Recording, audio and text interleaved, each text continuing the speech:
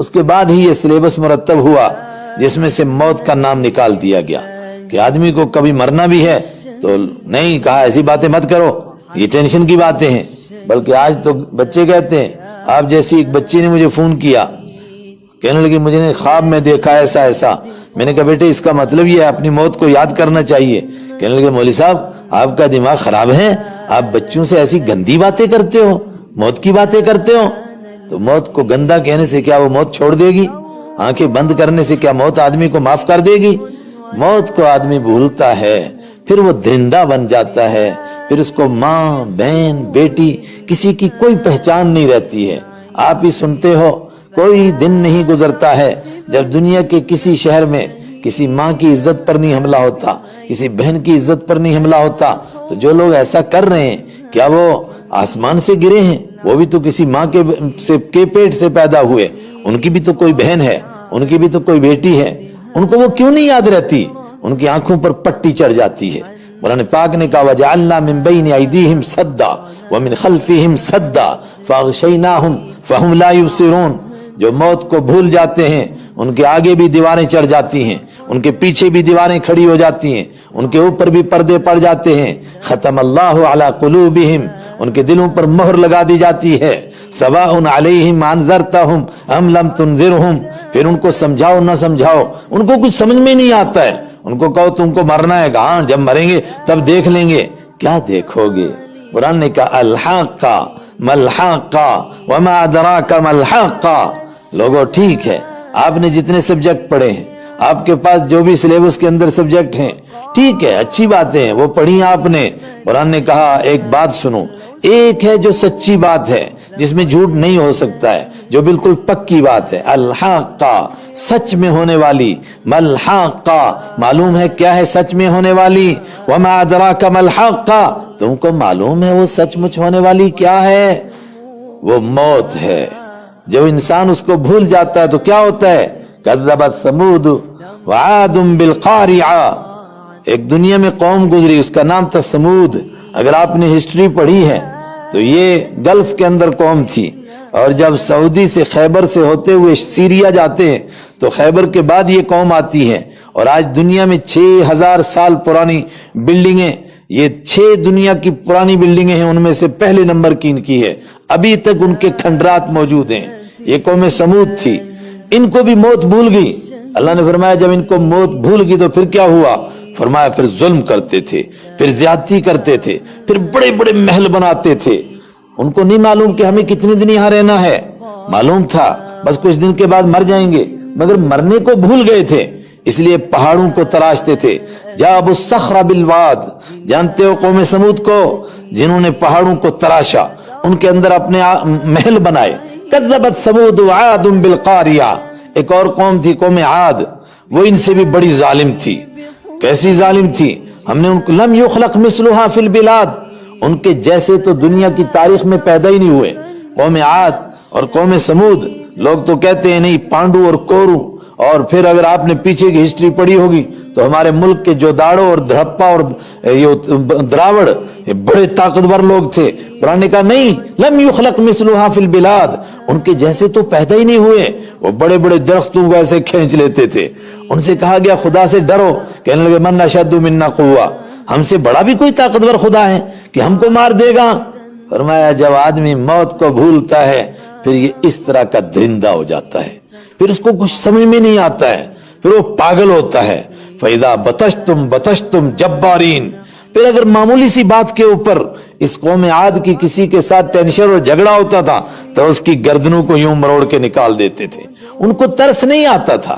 Egypt کا بادشاہ فرعون، مصر کا بادشاہ ایک انسان تھا، انسان کے دنیا میں آیا تھا، ایک عورت کے پیٹ سے پیدا ہوا تھا، لیکن جب وہ موت کو بھول گیا اس کے سامنے ہزاروں بچوں کو ماں کی گود سے چھینا جاتا تھا، ان کو ذبح کیا جاتا تھا، اس کو کوئی دکھ نہیں ہوتا تھا۔ کیوں؟ اپنے مرنے کو بھول گیا۔ قرآن پاک نے کہا جو اپنے مرنے کو بھولتا ہے وہ فرعون بنتا ہے، وہ قارون بنتا ہے، وہ نمرود بنتا ہے، وہ قوم عاد کے جیسا بنتا ہے، وہ قوم سمود کے جیسا بنتا ہے۔ اس دور کی سب سے بڑی بدبختی ہے کہ وہ 1740 میں اس نے سلیبس سے موت کو نکال دیا، آخرت کے کنسپٹ کو نکال دیا، खुदा की अदालत के तस्वुर को निकाल दिया। मरना है, कहीं जाना है का कुछ नहीं, ऐसे दुनिया कोश के आलम दीगर नेस्त, मजे मारो, इसके बाद कुछ भी नहीं होने वाला, जो करना है इधर ही कर लो। उसकी वजह से क्या हुआ वो मेरे और आपके सामने है। आज जो हम पढ़ रहे हैं, मैंने कहा आपके टीचर आपको सब कुछ सुनाते, मैं ये भूला हुआ सबक आपको याद दिला रहा हूं। आप ही की तरह हमारी बच्चियां हैं। मैं ये बताने के लिए आया, हमको अपनी मौत भी याद करनी है, और मौत को याद करने का मतलब हमको सोचना है एक दिन हमको मरना है। 100 साल जिंदगी हुई फिर भी मरेंगे, 1000 साल जिंदगी हुई फिर भी मरेंगे। और मरना मसला नहीं है, मर के खत्म नहीं होंगे, फिर जिंदा होंगे। ये कोई मसला था। अगर आपको कुरान पढ़ना नसीब होगा, आप देखेंगे कि कुरान इतनी ताकत से बयान कर रहा है तुमको मरना है। तो आदमी सोचता है तो हर बंदे को मालूम है मरना है, हिंदू भी मानता है मरना है, सिख मानता है मरना है, जूस मानता है मरना है, क्रिश्चियन मानता है मरना है, तो इसको समझाना क्यों था? इसलिए कि मरने के जैसे काम नहीं कर रहे थे। इंसान अगर मरने को जानेगा तो मरने के जैसे काम करेगा, लेकिन मरना असल नहीं। इसके आगे एक मसला था कि मर करके फिर जिंदा भी होना है, फिर अल्लाह की अदालत में भी पेश होना है। इसी को अरब के काफिर भी नहीं मानते थे। कुरान ने इतनी ताकत से उसको समझाया, नहीं, अल्लाह की अदालत में तुमको पेश होना है। वो कहते थे मर गए, मिट्टी हो गए, दोबारा कब जिंदा होंगे? कुरान ने कहा तुम अशद्दु खल्क़न मिस समाउ बनाहा रफ़ा समकहा फसव्वाहा, क्या तुम्हारा पैदा करना मुश्किल है या इस आसमान का बनाना मुश्किल है? जिस अल्लाह ने ये आसमान बना दिया, ये जमीन बना दी, ये सारी कायनात बना दी, वो मुर्दों को क्यों जिंदा नहीं कर सकता है? वो मुर्दों को जिंदा करेगा और तुमको रब की अदालत के सामने पेश होना पड़ेगा। काफिर कहते थे ऐसा मितना वकुन्ना तुराबम व इज़ामा इन्ना लमबऊसून, मर गए जाएंगे, मिट्टी हो जाएंगे, क्या दोबारा जिंदा होंगे? कुल नाम बल व अंतुम दाखिरून, कहिए तुम भी जिंदा होंगे, तुम्हारे पिछले और अगले सब जिंदा होंगे, और फिर तुमको जलील भी होना पड़ेगा, इसलिए कि तुम इसको मानते नहीं हो। मेरी बच्चियों, ये वो सबक है जो बड़े मिशन के तरीके से हमारे सिलेबस से निकाल दिया गया है। और जब इसको निकाल दिया गया, फिर चोर को किसी का डर नहीं, रिश्वतखोर को किसी का डर नहीं, बदमाश को किसी का डर नहीं, बदअखलाक को किसी का डर नहीं, कत्ल करने वाले, मर्डर करने वाले को किसी का डर नहीं, इसलिए कि अल्लाह की अदालत का ख्याल नहीं। और जब अल्लाह की अदालत का ख्याल आता है, अल्लाह की अदालत में पेश होने का, फिर क्या होता है? आखिरी बात कहता हूं, बात खत्म करता हूं। मेरे और आपके नबी, हम सब के नबी, हम सब के आका हजरत मोहम्मद सल्लल्लाहु अलैहि वसल्लम क्या चाहते थे? जिस तरह यहाँ माहौल है, इससे ज्यादा गंदा माहौल उस वक्त में अरब में हो गया था। किसी माँ और किसी बहन और किसी बेटी की इज्जत महफूज नहीं होती थी। हजरत अदी बिन हातिम एक मशहूर सहाबी हैं, बुखारी की रिवायत है, वो फरमाते हैं कि मैं मौजूद था आपके पास, रसूल पाक सल्लल्लाहु अलैहि वसल्लम के पास एक आदमी आया। उसने कहा रास्ते में मेरा काफिला लुट गया, चोरों ने हमला किया, डकैतों ने हमला किया, सब कुछ लूट लिया, कुछ भी नहीं छोड़ा। एक दूसरा आदमी आया, उसने कहा कि हमारे इलाके के अंदर भूख मरी है, कुछ खाने के लिए नहीं है, इस साल गल्ला नहीं पैदा हुआ, भूख से मर रहे हैं। एक और ने इसी तरह की शिकायत की। आपने कहा, हजरत आदि कहते हैं, मुझसे फरमाया कि आदि मैं यही चाहता हूं कि दुनिया में अमन आए। और किस तरह आएगा? जब इंसानों को मौत याद होगी, आखिरत का डर होगा, अल्लाह की अदालत की फिक्र होगी। फिर फरमाया क्या होगा? कहा आदि अगर तू जिंदा रहा, इंतालत बिकल हयात, अगर जिंदगी ने तेरा साथ दिया तो तू देखेगा इराक का एक शहर है हीरा। आपने कहा जानते हो हीरा को? कहा जानता हूं। कहा हीरा से एक औरत चलेगी, ऊंट के ऊपर बैठेगी और जेवर में लदी हुई होगी, और वहां से सफर करके काबा तक जाएगी, अल्लाह के घर का तवाफ करेगी, उम्रा करेगी और वापस जाएगी, मगर उसको कभी ख्याल भी नहीं होगा कि रास्ते में कोई मुझे तंग तो नहीं करेगा, इसलिए कि सब अल्लाह से डरने वाले पैदा हो जाएंगे। जब अल्लाह का डर होगा फिर क्या होता है? हजरत उमर रजी अल्लाह तआला अन्हु बादशाह बने, मगर नींद नहीं आती है, रात को चक्कर मारते हैं, पूरे शहर में देखते हैं कि शहर का क्या हाल है, कोई मजबूर कोई परेशान हाल तो नहीं है।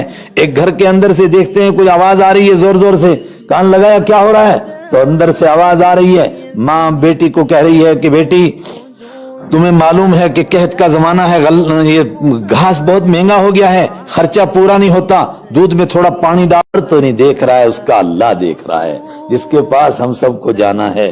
جب ہم یہ تصور کریں گے اللہ ہم کو دیکھ رہا ہے، ہر وقت میں دیکھ رہا ہے، ہم بازار میں جا رہی ہیں تو اللہ دیکھ رہا ہے، ہم گھر میں ہیں تو اللہ دیکھ رہا ہے، ہم سینٹر میں پہنچی تو اللہ دیکھ رہا ہے، ہم کوئی بھی کام کریں تو اللہ ہمارے دیکھ رہا ہے، ہر وقت میں ہم اس کے کیمرے کے سامنے ہیں، اور پھر ہم کو یقین ہے کہ کل اس کے سامنے پیش ہونا ہے، پھر ہم اس طرح کی زندگی گزاریں گے، ہم سے کسی کو تکلیف نہیں ہوگی، اور سب سے بڑی بات یہ ہے ہم کو وہ کام کرنے نصیب ہو جائیں گے کہ جب ہم مر کر کے اللہ کے ہاں پہنچیں گے تو اعلان ہوگا ارجعی الی ربک راضیۃ مرضیہ یا ایھا النفس المطمئنہ، او اطمینان والی جان چلی جاؤ، اپنے رب کے بندوں میں شامل ہو جاؤ، اپنے رب کی جنت میں چلی جاؤ۔